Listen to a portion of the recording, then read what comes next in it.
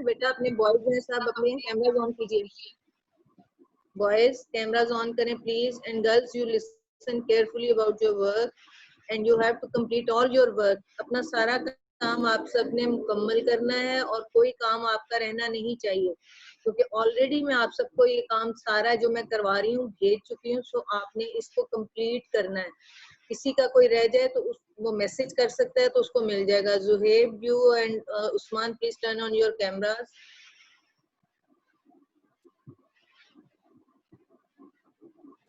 अस्सलाम वालेकुम। जी वालेकुम अस्सलाम। And where is Usman and others boys? जब मैं उस्मान को बताता हूँ। Okay, turn on your camera, Zuhaib, don't off it. जब मैं जरा 2 मिनट उस्मान को चल मैसेज करके आया। ओके कर लें, मैं सबक शुरू कराने लगी हूँ, आप जल्दी आइए। आज हम पढ़ेंगे सबक इम्तिहान, जिसका मैं ऑलरेडी आप लोगों को काम दे चुकी हूँ। आपने उम्मीद है कॉपीज में रजिस्टर्स में अपना कर लिया होगा। ओके, तो हम इसको रिव्यू के लिए दोबारा पढ़ेंगे। उम्मीद है आपको अपने पढ़ने से बेशक समझ आई होगी, तो एक दफा मैं आप लोगों को इसका एक्सप्लेन कर देती हूँ इस चैप्टर को, ताकि आप इसको सवाल याद करने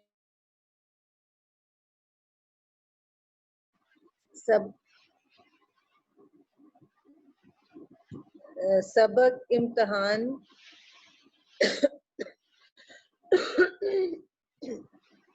मिर्जा फरहतुल्लाह बेग का तहरीर करदा है। मिर्जा फरहतुल्लाह बेग जो थे, उनका तर्ज तहरीर सादा और पुरलुत्फ है। वो बड़े शगुफ्ता अंदाज में अपने जो है खास जुबान में तहरीरें लिखते हैं। उनके असलूब में तसन्नु और बनावट नाम को नहीं, मज़ाह की चाशनी उनकी तहरीर में खास लुत्फ देती है। उनके मज़ामीन जो हैं फरहत मज़ामीन के नाम से मशहूर हो चुके हैं, और ये मजमून जो उन्होंने लिखा है इम्तिहान के बारे में लिखा है कि इम्तिहान देते वक्त बहुत से स्टूडेंट्स, बहुत से तालिब इल्म जो हैं वो इससे घबराते हैं, और वो अपने बारे में कहते हैं कि मुझे इम्तिहान से कोई फिक्र नहीं थी, कोई डर नहीं था। तो ये स्टोरी में उन्होंने अपना बचपन का एक वाकया, कोई जो भी वाकया है उन्होंने ख्याली बनाया है। क्योंकि 2 o'clock पर ओके, तो मैं 2 o'clock सबक पर इम्तिहान, हेलो कहूँगा मैं 2 o'clock। लोग आगे लिखते हैं, शुरू करते हैं इसमें इम्तिहान में, ना हुई गर मेरे पर्चों से तसल्ली ना सही, इम्तिहान और भी बाकी है तो ये भी ना सही। Girls you are not allowed to open your cameras, turn off your cameras, turn off your cameras, you are not allowed to open it.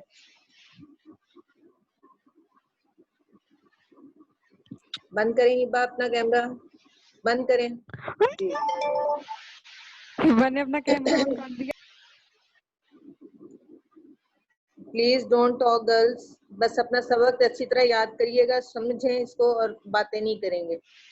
लोग इम्तिहान के नाम से घबराते हैं, लेकिन मुझे उनके घबराने पर हंसी आती है। आखिर इम्तिहान ऐसा क्या होता है? 2 ही सूरतें हैं, फेल या पास। इस साल कामयाब ना हुए, अगले साल से ही, आइंदा साल से ही। मैं अपने दोस्तों और हम जमातों को देखा था कि जूं इम्तिहान के दिन करीब आते जाते, उनके हवास, उनका दिमाग मुख्तल और इतनी सी सूरत निकल आती थी। यानी कि अपने दोस्तों के बारे में कहते हैं कि मुझे उनके बारे में जब पता चलता है कि उनको इम्तिहान का पता चला है, तो उनके होश उड़ जाते, दिमाग जो था हवास हो जाते और छोटी सी सूरत निकल आती है, और वो खौफ से डर कर, इम्तिहान का खौफ उनके दिल में रहता था।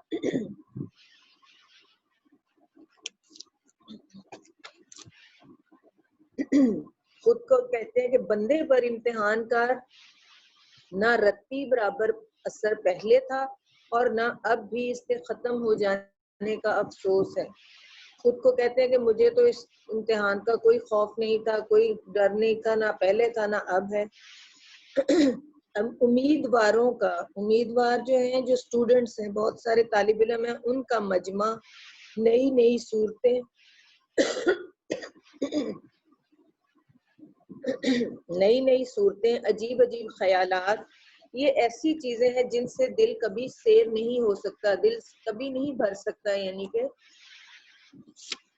جی چاہتا ہے کہ تمام عمر امتحان ہوتے رہیں، لیکن پڑھنے اور یاد کرنے کی شرط اٹھا دی جائے. اب اس میں انہوں نے اپنے مزاح کے انداز میں لکھا، یہ اس طرح کا نہیں ہو سکتا کہ جو اتنے بندہ مصنف اتنی لمبی چوڑی کتابیں لکھے کہ تو ان کے لیے وہ امتحان پاس کرنا کوئی مشکل ہو. یہ انہوں نے مزاح کے لیے، مزاح کے انداز میں یہ سبق لکھا ہے، اور اس میں ان کو یہ نہیں کہ بالکل بھی خوف نہیں تھا. جو اتنے پڑھ لکھ کر انہوں نے دیکھا کتنا کچھ پڑھا تھا، تو اس کے بعد یہ بھی کیا اور پھر اس کے بعد کئی کچھ کیا، تو اس کے بعد ان کی جو تھی کہ وہ مزاح کے لیے بتا رہے ہیں کہ امتحان میں کیسے کرتا ہوں، اور ایک شرط یہ تھی کہ صرف امتحان بے شک ہوتے رہیں لیکن یاد کرنے کی جو شرط ہے اٹھا دی جائے اور پڑھنے کی شرط اٹھا دی جائے. آپ لوگوں کے جیسے آج کل کے حالات ہیں کہ بالکل پڑھائی نہیں ہو رہی اس طرح کی جس طرح کے اسکولز میں ہوتی تھی، لیکن یہ مزاح میں لکھا ہے. لیکن آپ لوگ امید ہے بڑے اچھے بچوں کی طرح پڑھ رہے ہوں گے. اب وہ اپنے بارے میں سناتے ہیں. میری سنیے کہ میں نے 2 سال میں لا کلاس کا کورس کیا، مگر کس طرح. شام کو یاروں کے ساتھ ٹہلنے نکلتا، واپسی کے وقت لا کلاس میں بھی جھانک آتا. منشی صاحب دوست تھے اور لیکچرار صاحب پڑھانے میں مستغرق کا مطلب ہوتا ہے مگن ہوتے تھے یا پڑھائی میں مصروف ہوتے تھے پڑھانے میں. حاضری کی تکمیل میں کچھ دشواری نہ تھی. حاضری آپ لوگوں کو پتا ہے اٹینڈنس، جیسے ہم آپ لوگوں کو کہتے ہیں کہ بورڈ والے ان کی ریکوائرمنٹس ہے کہ جی آپ کی اتنے 75% سے ابو آپ کی اٹینڈنس اسکول میں پوری ہونی چاہیے، تو اس کے لیے آپ کو ایڈمیشن فارم ملے گا. تو وہ بھی یہی کہہ رہے تھے کہ حاضری کی تکمیل میں، حاضری کو مکمل کرنے میں کوئی ایسی پریشانی نہ تھی. کیسے کرتے تھے وہ کہ منشی صاحب جو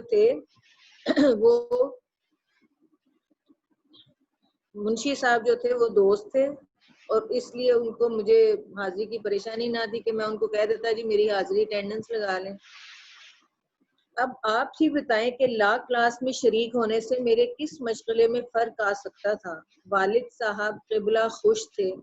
میرے والد صاحب محترم بڑے خوش تھے کہ جی بیٹے کو قانون کا شوق ہو چلا ہے، کسی زمانے میں بڑے بڑے وکیلوں کے کان کترے گا. بڑے بڑے وکیلوں کے کان کترے گا یعنی کہ مشہور وکیلوں کے ساتھ اٹھے بیٹھے گا اور ان کو نیچا دکھائے گا اور اسی طرح اچھے اچھے مقدمات لڑا کرے گا. ہم بھی بے فکر تھے کہ چلو 2 برس تک تو کوئی محنت کے لیے کہہ ہی نہیں سکتا، بعد میں دیکھیے کون جیتا ہے اور کون مرتا ہے. لیکن زمانہ آنکھ بند کیے گزر جاتا ہے. 2 سال ایسے گزر گئے جیسے ہوا، یعنی کہ اس نے 2 سال کچھ نہ پڑھا، ادھر سے وہ باہر دوستوں کے ساتھ نکل جاتا. حاضری کے لیے، اٹینڈنس کے لیے منشی صاحب کافی تھے، تو اس لیے اس نے کہا کہ چلو جی پڑھائی کی کیا ضرورت ہے. 2 سال لیکن وقت گزرتے پتہ نہیں چلتا، اور 2 سال ایسے گزر گئے جیسے کہ ہوا ہمارے قریب سے ہو کر گزر جاتی ہے اور اس کو بالکل معلوم نہ ہوا. اور پھر لا کلاس کا صداقت نامہ مل گیا. صداقت نامہ ایڈمیشن مل گیا، اس کا وہ ایڈمیشن سلپ مل گئی، رول نمبر سلپ وغیرہ جو تھی نا وہ مل گئی کہ اب آپ کے پیپر ہیں، آپ کی ڈیٹ شیٹ ہے اور اب آپ نے پیپر دینے ہیں. اب کیا تھا، والدین امتحان وکالت کی تیاری کے لیے سر ہو گئے کا مطلب بہت پیچھے پڑ گئے ان کے. مگر میں بھی ایک ذات شریف ہوں. میں ایک بڑھیا اور ایک بوڑھے کو دھوکہ دینا کیا بڑی بات ہے. بڑھیا اور بوڑھا کس کو کہہ رہے ہیں؟ اپنے والدین کو کہہ رہے ہیں کہ جی مزاح کے انداز میں کہ ایک بوڑھی عورت اور ایک بوڑھے کو دھوکہ دینا کیا بری بات ہے، بڑی بات ہے. میں نے کیا کیا، میں نے سوال کیا کہ مجھے ایک علیحدہ کمرہ مل جائے تو محنت کروں. بال بچوں کی گڑبڑ سے مجھ سے کچھ نہیں ہو سکتا. چند روز اسی ہیلے سے ٹال دیے، اسی بہانے سے ٹال دیے. لیکن تابکے کب تک؟ بڑی بی نے اپنے سونے کا کمرہ خالی کر دیا. اب میں دوسری چال چلا. ایک تو کمرہ لے لیا انہوں نے خالی، کبھی مجھے کر دیا، اور اماں نے ان کو کمرہ اپنا خالی کر کے دے دیا. اب دوسری انہوں نے کیا ٹیکنیک استعمال کی کہ دروازوں میں شیشے تھے، ان پر کاغذ چپکا دیا تاکہ باہر سے کوئی دیکھ نہ سکے کہ اندر کیا کر رہے ہیں یہ صاحب. ان پر کاغذ چپکا دیا، لیمپ روشن کر کے آرام سے 7 بجے سے سو جاتا اور صبح 9 بجے اٹھتا. یعنی کہ کیونکہ کاغذ اس مقصد سے لگایا تھا کہ باہر سے کسی کو دکھائی نہ دے کہ اندر میں کیا کر رہا ہوں، میں پڑھ رہا ہوں، سو رہا ہوں یا کوئی کام نہیں کر رہا. تو وہ کیا کرتے جب اندر ظاہر ہے کوئی نہیں دیکھ سکتا تھا تو یہ کرتے کہ لیمپ کو جلا لیتے اور آرام سے 7 بجے سو جاتے تھے اور صبح 9 بجے اٹھتے. اور رات میں اگر کسی نے آواز دی اور آنکھ کھل گئی تو ڈانٹ دیا کہ بھئی خواہ مخواہ میری پڑھائی میں خلل ڈالا جاتا ہے. خلل ڈالا جاتا ہے، رکاوٹ ڈالی جاتی ہے.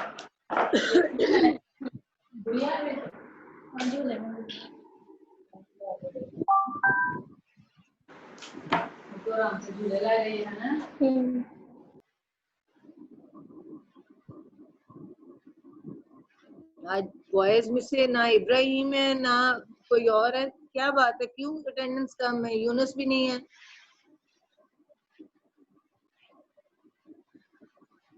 عثمان بھی نہیں ہے. یعنی کہ اگر رات کو کسی نے آواز دی یا کسی کی آنکھ کھل گئی تو میں نے ان کو ڈانٹ دیا کہ خواہ مخواہ میری پڑھائی میں خلل ڈالا جاتا ہے. اگر آنکھ نہ کھلی اور صبح کو مجھ پر الزام لگا دیا کہ رات کو تو ہم نے تمہیں جگایا تھا اور سونے کا الزام لگایا گیا تو کہہ دیا کہ میں تو پڑھتے وقت کسی کو جواب نہیں دیتا. آئندہ کوئی مجھے دکھ نہ کرے، پریشان نہ کرے. بعض وقت ایسا ہوا کہ لیمپ بھڑک کر چمنی سیاہ ہو گئی.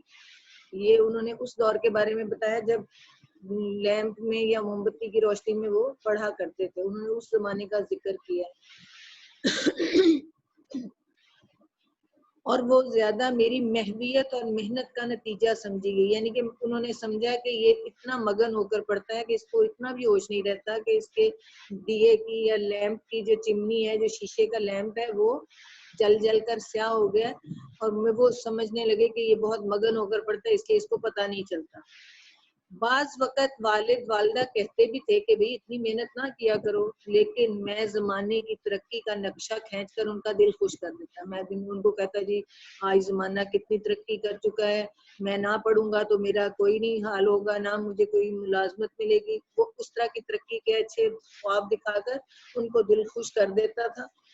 اب خدا کر کے یہ مشکل بھی آسان ہو گئی اور امتحان کا زمانہ قریب آیا. یعنی کہ امتحان کے دن قریب آ گئے.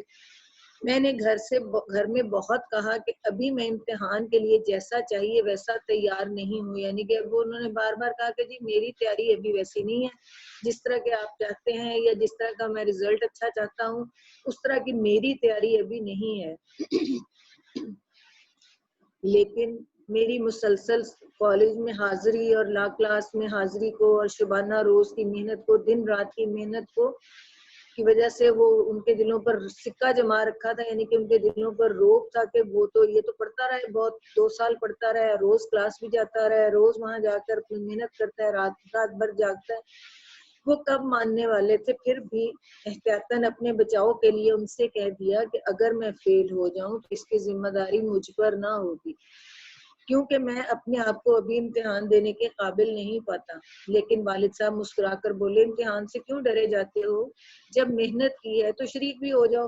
کامیابی اور ناکامیابی اللہ کے ہاتھ میں ہے. کامیابی اور ناکامی تو اللہ کے ہاتھ میں. تم نے تو محنت کی ہے تو ضرور تم اس میں شریک ہو جاؤ اور اپنا کام کرو. انشاءاللہ تمہیں اس کا نتیجہ اچھا ملے گا. میں نے بھی تقدیر اور تدبیر پر ایک چھوٹا سا لیکچر دے کر ثابت کر دیا کہ تدبیر کوئی چیز نہیں، تقدیر سے سارے کام دنیا کے چلتے ہیں. قصہ مختصر. درخواست شرکت دی گئی اور منظور ہو گئی. یعنی کہ ایڈمیشن کی درخواست دے دی گئی اور وہ منظور ہو گئی. اور ایک دن وہ آیا کہ ہم ہال ٹکٹ لیے مقامی امتحان پر پہنچ گئے. یعنی کہ ہال ٹکٹ میں وہ کون سا ہال ٹکٹ ہوتا ہے؟ وہ رول نمبر سلپ جس کو کہتے ہیں. آپ اس کے بغیر ہال میں نہیں جایا جا سکتا. وہ ان کو رول نمبر سلپ ملی اور پھر وہ امتحان دینے کے لیے اس جگہ پر پہنچ گئے. وہ یاد نہیں تھا. یعنی کہ کہتے ہیں اگرچہ مجھے یاد کچھ نہیں تھا لیکن اس 2 وجہوں سے انہیں کامیابی کی امید تھی. ایک تو امید تھی انہیں امداد غیبی کی اور دوسری تھی پرچوں کے الٹ پھیر کی. اب یہ آپ لوگ نہ سمجھیے گا کہ یہ بہت آسان ہے، یہ مزاح میں لکھا ہوا ہے انہوں نے.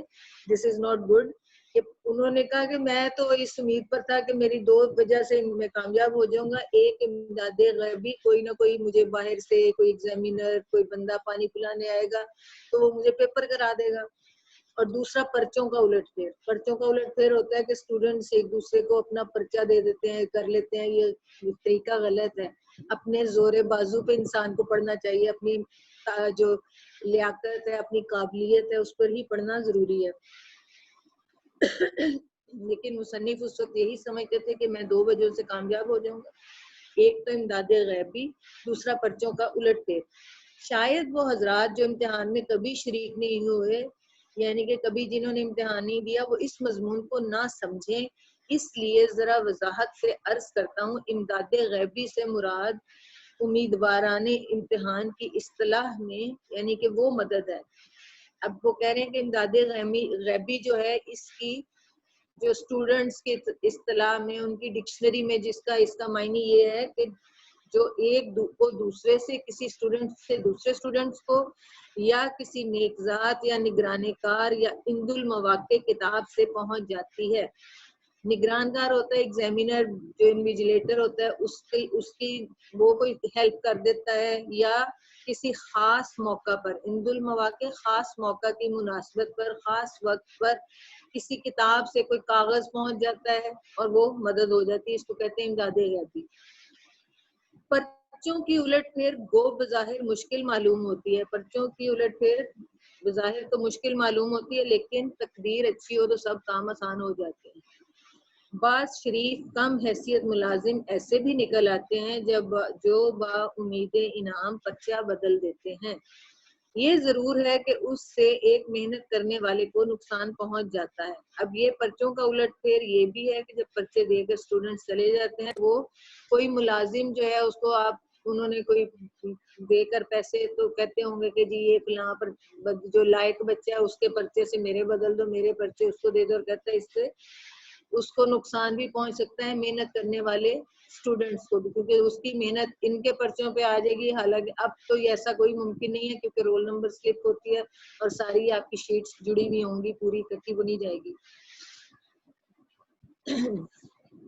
یہ ضرور ہے کہ اس سے محنت کرنے والے کو نقصان پہنچ جاتا ہے, لیکن تقدیر اور تدبیر کا مسئلہ جیسا اس کارروائی میں حل ہوتا ہے دوسری کسی صورت میں حل نہیں ہوتا. اس کے علاوہ اور بھی صورتیں ہیں لیکن وہ بہت کم پیش آتی ہیں, اس لیے ان پر بھروسہ کرنا نادانی ہے. خیر آمدن برسرے مطلب. خیر آمدن برسرے مطلب کا مطلب ہوتا ہے کہ چلے آئے اب مطلب کی بات کرتے ہیں. 9:45 بجے گھنٹی بجی اور ہم بسم اللہ کہہ کر کمرے میں امتحان کے داخل ہوئے. یہاں ایک بہت خلیق اور ہنس مکھ نگران کار تھے. خلیق ہوتا ہے بڑا اچھے اخلاق والا, ہنس مکھ ہنستے ہوئے وہ مجھے ملے انویجیلیٹر. مجھے جگہ اپنی نہیں مل رہی تھی, یعنی کہ کہہ رہے تھے مجھے جگہ نہیں ملتی تھی. میں نے ان سے کہا, وہ میرے ساتھ ہو لیے, جگہ بتائی اور بڑی دیر تک ہنس ہنس کر باتیں کرتے رہے. میں سمجھا چلو بیڑا پار ہے, یعنی کہ انہوں نے میرے ساتھ بڑی ہنس ہنس کر باتیں کی. میں بڑا خوش ہو گیا کہ جی چلو جی اب میری مدد تو یہ کر ہی دیں گے, اللہ دے اور بندہ لے, یعنی کہ ایسی کو مدد کریں گے تو میرا کام آسان ہو جائے گا. ٹھیک 10 بجے پرچہ تقسیم ہوا. میں نے پرچہ لیا, سرسری نظر ڈالی اور میز پر رکھ دیا. لیکن یہ ضرور کہوں گا کہ پرچہ پڑھنے کے بعد جیسا میرے چہرے پر اطمینان تھا شاید ہی کسی کے چہرے پر ہوگا. خود تو اس پرچے کے متعلق اندازہ نہ کر سکا, لیکن نگران کار صاحب کو یہ کہتے ضرور سنا کہ پرچہ مشکل ہے. میں کئی مرتبہ اول سے آخر تک اس کو پڑھ گیا, لیکن یہ نہ معلوم ہوا کہ کس مضمون کا ہے. یعنی کہ ان کو پیپر جب ملا انہوں نے اس کو پڑھا, بار بار پڑھا, لیکن کوئی سمجھ نہ آئی. چہرہ سپاٹ تھا کہ یہ کس سبق کا مضمون کا پرچہ ہے.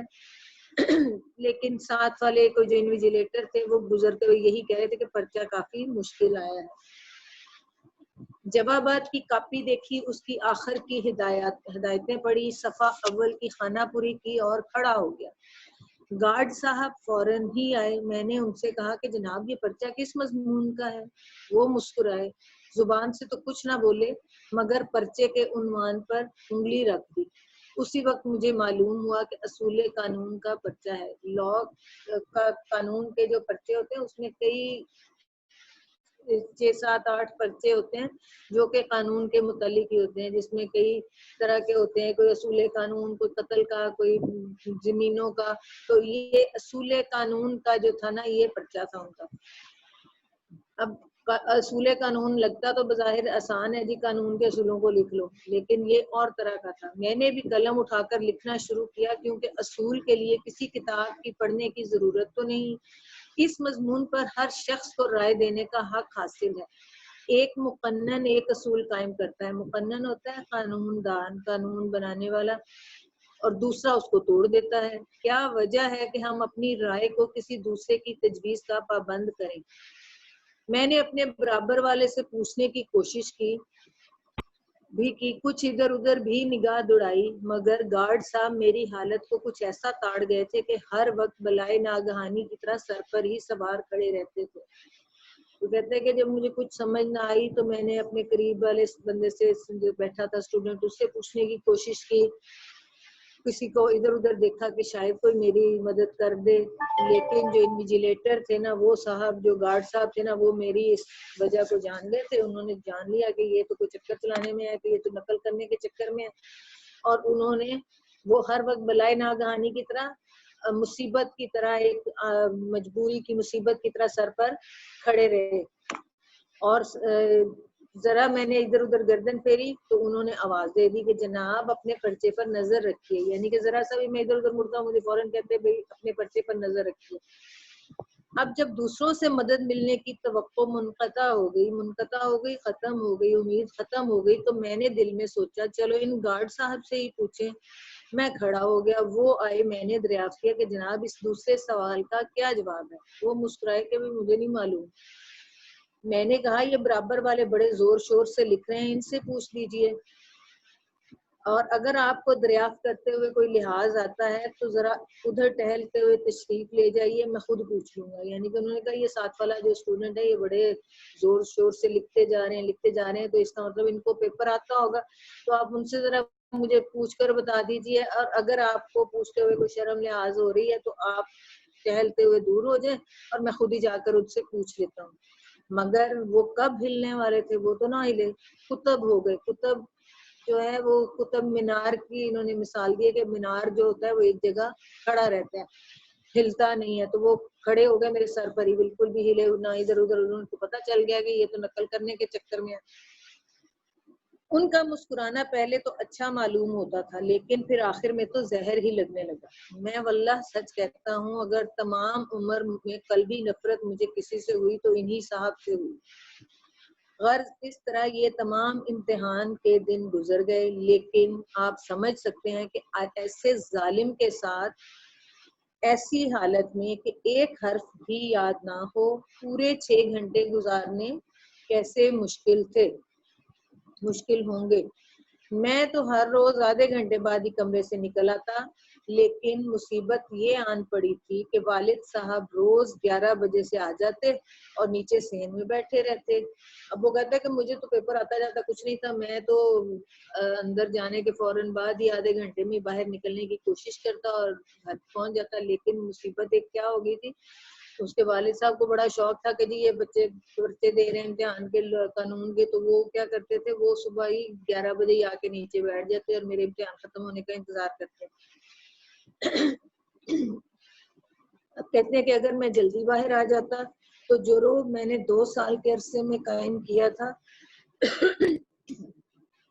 وہ سب ہوا ہو جاتا، وہ سب دور ہو جاتا، ان کے ختم ہو جاتا. جو میں نے روب کیا تھا، جی میں پڑھتا رہا ہوں، رات بھر جاگتا رہا ہوں، تو وہ میرا روب جو تھا سارا ختم ہو جاتا.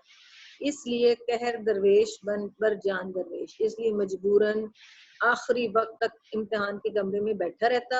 اور جب نیچے اترتا تو والد صاحب سے پرچے کی سختی کی شکایت ضرور کرتا. یعنی کہ جب نیچے آتا تو آ کر ضرور کہتا کہ آج کا پرچہ ابا بڑا ہی مشکل تھا، یعنی کہ پرچے کی سختی کی شکایت کرتا. وہ بھی میری تشفی کے لیے ممتحن کو بہت کچھ برا بھلا کہتے، وہ مجھے تسلی دیتے، اور جس نے امتحان بنایا تھا اس کو برا بھلا کہتے. لیکن ان کو یہ خیال ہو گیا تھا کہ کچھ ہی کیوں نہ ہو میرا بیٹا ضرور کامیاب ہوگا۔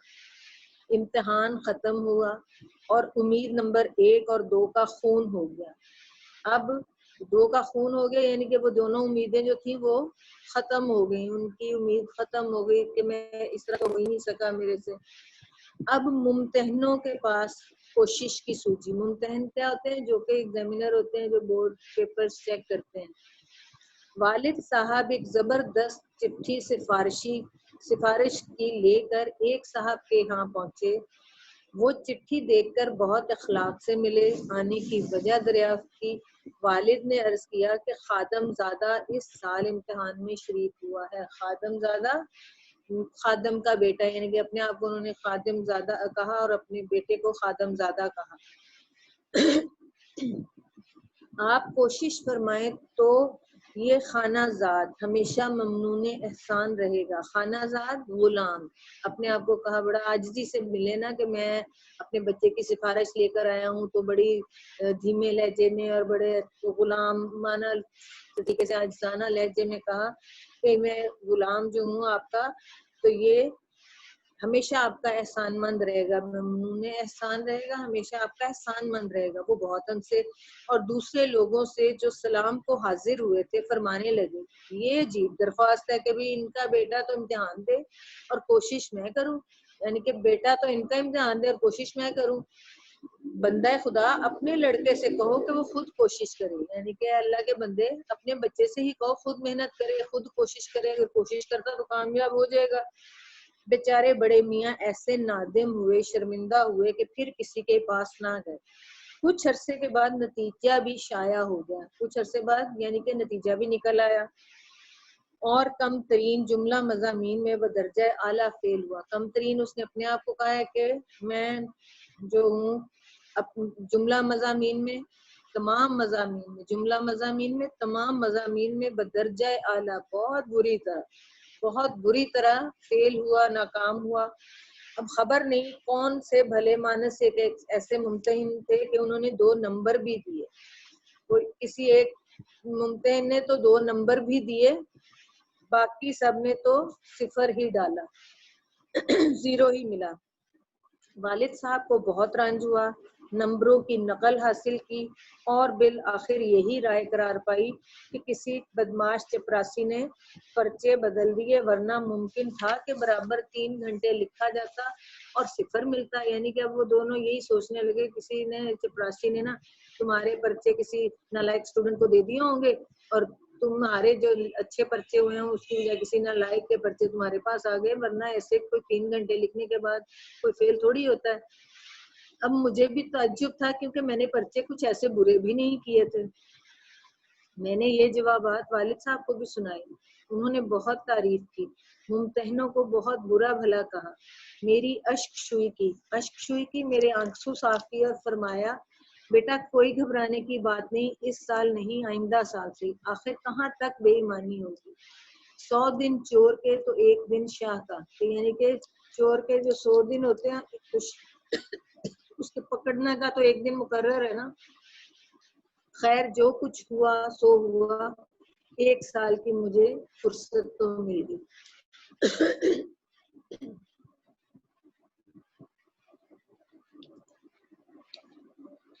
یعنی کہ انہوں نے کہا کہ جی پیپر تو ہو گئے، رزلٹ بھی نکل آیا، پرچے بھی نکل گئے، والد صاحب کی تسلی بھی ہو گئی، اور انہوں نے یہی کہا، ان پر امپریشن انہوں نے یہی ڈالا کہ یہ جو میں فیل ہوا ہوں یہ کسی چپراسی کی غلط حرکت کی وجہ سے ہوا ہوگا۔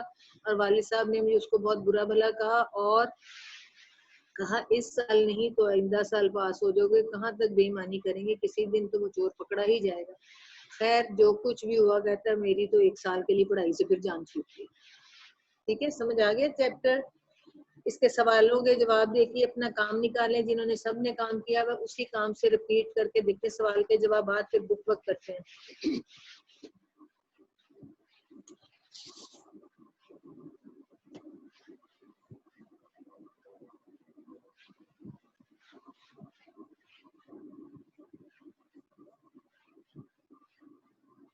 مضمون نگار کو امتحان سے گھبرانے والوں پر ہنسی کیوں آتی ہے؟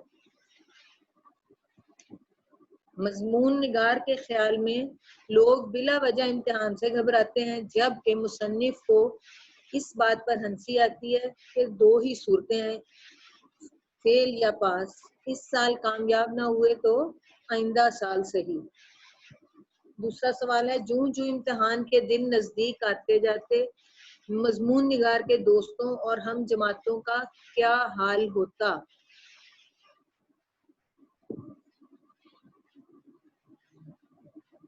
جوں جوں امتحان کے دن قریب آتے جاتے مضمون نگار کے دوستوں اور ہم جماعتوں کے حواس ان کے دماغ مختل اور اتنی سی صورت نکل آتی تھی۔ مضمون نگار نے کون سا امتحان دیا تھا؟ مضمون نگار نے لاء کا امتحان دیا تھا۔ مضمون نگار نے امتحان دیا تو کیا نتیجہ نکلا؟ مضمون نگار نے امتحان دیا تو نتیجہ نکلنے پر معلوم ہوا کہ وہ تو تمام مضامین میں بری طرح فیل ہوا ہے۔ مضمون نگار کے والد نے اسے کیسے تسلی دی؟ مضمون نگار کے والد نے ان کا حوصلہ بڑھایا اور کہا کہ بیٹا گھبرانے کی بات نہیں، اس سال نہیں آئندہ سال صحیح، آخر کہاں تک بے ایمانی ہوگی۔ اب آپ بک وقت کھولے، سب بچے اپنی بکس کھولیے، بیٹا آپ کی اپنی بکس کھولیے، سوال نمبر 4 کروانے لگی ہوں میں۔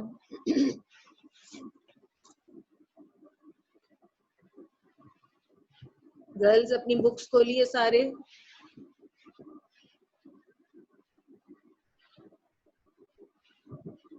سوال نمبر 4 ہے، واحد الفاظ کی جمع لکھیے۔ کھولیے بک سب نے؟ زہیب آپ نے کھولی ہے بک؟ جی، واحد کے جمع لکھیے۔ امتحان کی جمع ہوتی ہے امتحانات، خیال خیالات، مشغلہ مشاغل، وکیل وکلا،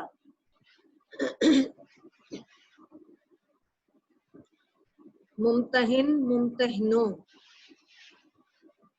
تدبیر تدابیر، مضمون مضامین۔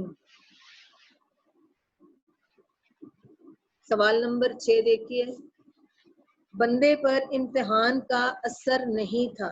کتنا اثر نہیں تھا؟ رتی برابر۔ اس کی ایک فرسٹ والی آپشن ہے رتی برابر اثر نہیں تھا۔ اگلا ہے، طالب علم نے کتنے سال میں لا کلاس کا کورس مکمل کیا؟ کتنے سال میں کیا تھا؟ 2 سال میں۔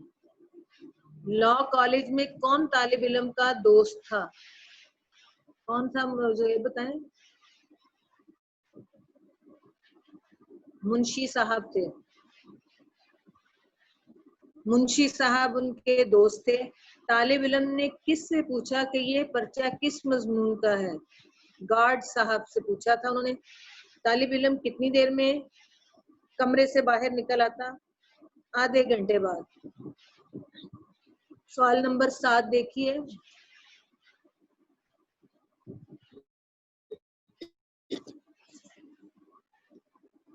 لوگ ڈیش کے نام سے گھبراتے ہیں، امتحان کے نام سے گھبراتے ہیں، لیکن مجھے ان کے گھبرانے پر ہنسی آتی ہے۔ فرسٹ آپشن آئے گی امتحان، دوسری آپشن آئے گی گھبرانے پر ہنسی آتی ہے۔ والد صاحب قبلہ خوش تھے، اس میں آئے گی آپشن خوش تھے کہ بیٹے کو ڈیش کا شوق ہو چلا ہے، قانون کا شوق ہو چلا ہے۔ تیسرا ہے، کسی زمانے میں بڑے بڑے ڈیش کے کان کترے گا، وکیلوں کے، بڑے بڑے وکیلوں کے کان کترے گا۔ نیکسٹ ہے، لیمپ روشن کر کے آرام سے شام 7 بجے سو جاتا اور صبح 9 بجے اٹھتا۔ فرسٹ آپشن میں آئے گا شام 7 بجے اینڈ سیکنڈ آپشن میں آئے گا صبح 9 بجے۔ قصہ مختصر درخواست شرکت دی گئی اور منظور ہو گئی، اس فل ان دا بلینک میں آئے گا منظور ہو گئی۔ یہاں ایک بہت خلیق اور ہنس مکھ نگران کار تھے۔ فرسٹ فل ان دا بلینکس میں آئے گا خلیق اور دوسری میں آئے گا ہنس مکھ۔ ایک مقنن ایک اصول قائم کرتا ہے اور دوسرا اس کو توڑ دیتا ہے. مقنن آئے گا اس آپشن میں. والد صاحب روز ڈیش سے آ جاتے یعنی کہ 11 بجے سے آ جاتے اور نیچے صحن میں بیٹھے رہتے. والد نے عرض کیا کہ خادم زادہ اس سال امتحان میں شریک ہوا ہے. خادم زادہ 100 دن ڈیش کے تو ایک دن ڈیش کا, 100 دن چور کے تو ایک دن شاہ کا. سوال نمبر 8 دیکھیے. کالم الف کو کالم بے کے دیے گئے الفاظ سے آپ نے ملانا ہے. فرحت اللہ بیگ کالم بے میں آئے گا امتحان, امتحان سے ملائیے اس کو. فیل کالم بے میں ہے پاس. جینا کالم بے میں ہے مرنا. 2 سال لا کلاس. بڈھا بڑھیا. تقدیر تدبیر. مشکل آسان. کامیابی ناکامیابی. درخواست منظور. اچھا بیٹا اس کے نا کچھ ایم سی کیوز میں آپ کو ان سین ذرا بتا رہی ہوں کیونکہ جو مصنف کا ہوتا ہے اس کے ضرور اس کے میں سے کچھ نہ کچھ ایم سی کیوز آپ کے آتے ہیں, انڈر لائن کر لیجیے گا. اس میں اس سبق امتحان کے مصنف کا نام کیا ہے؟ مرزا فرحت اللہ بیگ. مرزا فرحت اللہ بیگ کب پیدا ہوئے؟ یہ ڈیٹ جو ہے یہ ضرور کبھی نہ کبھی آ جاتی ہے کسی نہ کسی آپشن میں, کسی نہ کسی ایم سی کیوز میں. So date of birth and date of death ان کی ضرور آپ ذہن میں رکھا کریں کہ مرزا فرحت اللہ بیگ 1883 میں پیدا ہوئے. اب یہ 3-4 آپشن آ جائیں گی 80 81 82 83, تو آپ نے ایک والی کو آپشن کو ٹھیک کرنا ہے. مرزا فرحت اللہ بیگ نے کب وفات پائی؟ 1947 46 45 44 اس طرح کر کے آپ کو ایک آپ نے دینی ہے اس کی آپشن. 1947 میں انہوں نے وفات پائی. اور اس کے لیے یاد رہنے کے لیے وہی ہے کہ پاکستان 1947 میں بنا تھا, تو یہ اسی سال میں ان کی ڈیتھ ہوئی تھی. کہاں پیدا ہوئے تھے مرزا فرحت اللہ بیگ؟ اب یہ اس کی فرسٹ لائن میں آپشن ہے دلی میں پیدا ہوئے تھے. اس کو انڈر لائن کر لیں. مرزا فرحت اللہ بیگ جو تھے کس کلمی نام سے اپنے آپ کو پہلے میں ابتدا میں لکھا کرتے تھے؟ یہ اس کی بک میں ایم سی کیوز آپ کا ان کے حالات زندگی میں. مرزا فرحت اللہ بیگ ابتدا میں کس کلمی نام سے لکھتے رہے؟ مرزا علم نشرہ ان کا ہے کلمی نام اس میں. تو اس کے ساتھ 3 اور آپشن آ جائیں گی, تو ان کی صحیح آپشن آپ کی یہی ہوگی مرزا علم نشرہ کے نام سے وہ لکھتے رہے تھے. بابائے اردو کس کو کہا جاتا ہے؟ یہ بھی اسی اگلی لائن میں. بابائے اردو کون ہے؟ اب اس میں 4 بندوں کے نام آ جائیں گے جن میں سے ایک ہوں گے ڈاکٹر مولوی عبدالحق. تو یہ صحیح آپشن اس کی ہوگی. 3 نام اور آ جائیں گے, تو آپ کو یہ انڈر لائن کرنے ہیں اپنی بکس میں تاکہ آپ کو ذہن نشین رہے. جو ہی آپ اس کتاب کو کھولیں تو آپ کو انڈر لائن کرنے یاد رہے کہ اس میں ہم نے ایم سی کیوز بھی اس کے بن سکتے ہیں. اور ڈیٹ آف برتھ اور ڈیٹ آف ڈیتھ یہ ایم سی کیوز میں اب آتی ہے ان کی. مرزا فرحت اللہ بیگ یہ جو افسانوں کی کتاب ہے ان کا کیا نام ہے؟ اب اس میں مضامین فرحت آ جائے گا, کچھ اور 3 آپشن آ جائیں گی, تو اس میں مضامین فرحت کے نام سے شائع ہو چکے ہیں. اچھا مرزا فرحت اللہ بیگ کیا ہے؟ افسانہ نگار ہے, ناول نگار ہے, خاکہ نگار ہے یا مضمون نگار؟ یہ مضمون ہے, تو وہ